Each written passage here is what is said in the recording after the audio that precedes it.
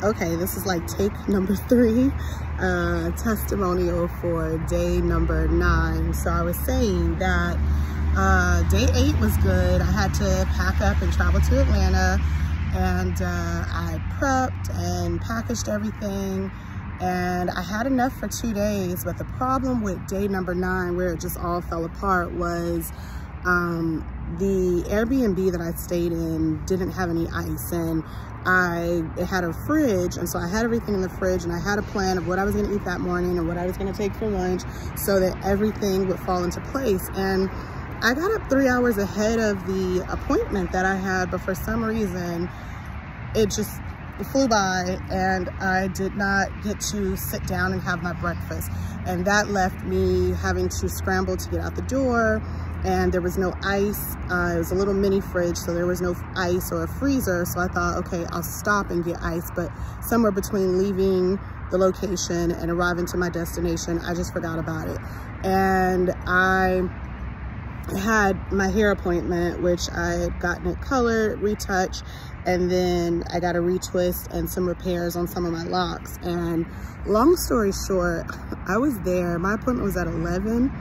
I didn't leave there until 8:30 p.m. It's a blur. Don't even ask me how that happened or why I was there so long. But it was a process, but yeah, I don't know what happened.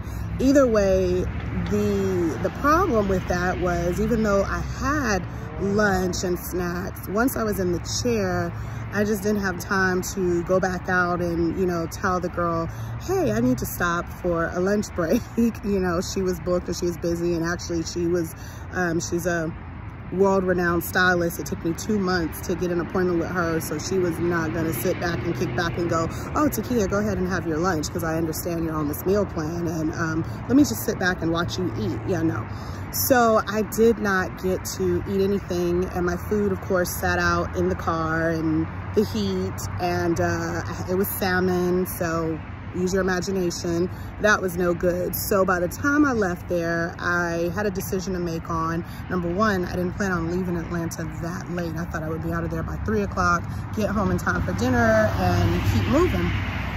So again, that kind of speaks to some of my concerns about sticking to this, which I'm 100% going to, but just my life tends to get, and that was just a leisure trip, but my life tends to get very busy with business. So I really have to make and take all the steps to prep and think in advance of this and just do what I need to do. So when I left, it was 8:30, and of course I was famished. And there was only fast food around, and I needed to get on the road for a 3-hour trip back home. So I was debating on, do I stay the night again, or did I really just want to go home, because I felt like if I stay the night, that means another day of me having to get up, scramble, get home, and I'll be off. So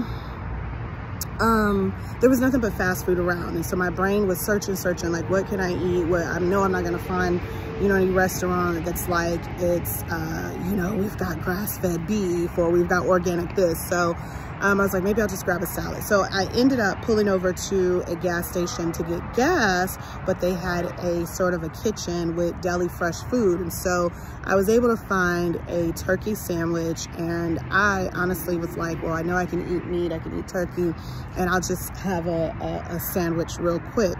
But when I got in the car, I felt so, I want to say convicted, but more a self-conviction, because I really want to stick to this. And yes, I could have, you know, made the excuse of, well, Takia, you missed a meal, you didn't eat, and this is really all that's available, so go ahead and eat it. But what I did, I'm so proud of myself, was I grabbed some fruit, and I took the bread and the cheese, which I absolutely love bread and cheese, and I could have cheated.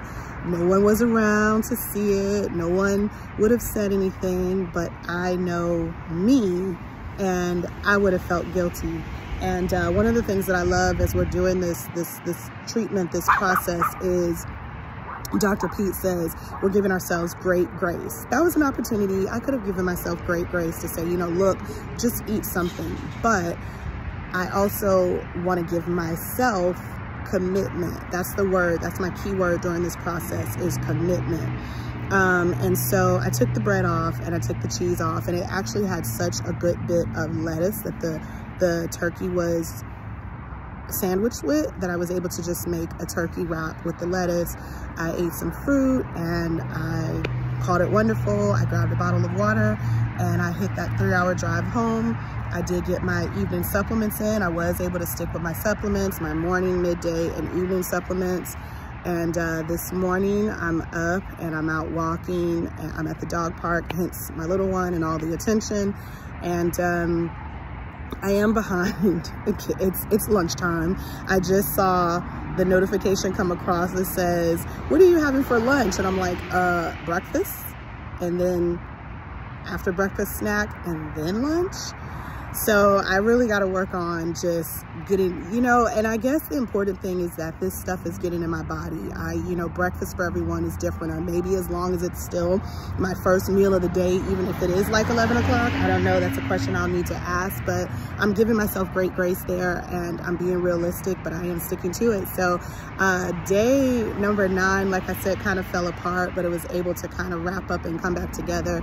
And I sealed it off solid by sticking to my plan. And I didn't eat that cheese, that cheddar cheese that was calling my name, and that yummy, fresh bread that I'll never eat again. Day 9 testimonial complete.